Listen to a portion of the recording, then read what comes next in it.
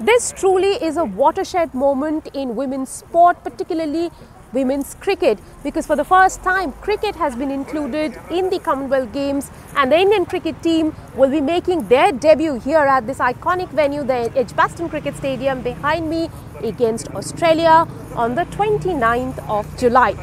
Not to forget the marquee clash against Pakistan on the 31st of July, for which many tickets have been sold. The stadium is expected to be filled to rafters because Birmingham is a hub for a lot of Asians, not just the locals, but people from around have bought tickets for this marquee clash. Now let me tell you, why is cricket in the Commonwealth important? It is important because for a while the administrators have been talking about getting the sport into Olympic Games.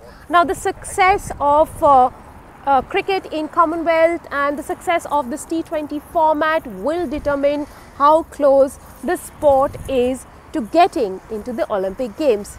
For the Indian women, this is also very important because the success here could very well mark the beginning of women's IPL.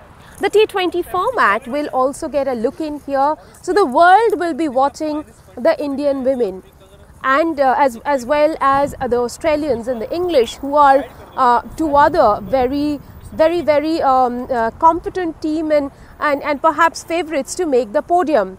Whether or not India finishes at the podium in Birmingham, they will be a sought after team, because this marks the beginning of many changes to come in women's cricket. Already India has announced that they have bid and won the Women's Cricket World Cup in 2025, and that is going to be a historic moment.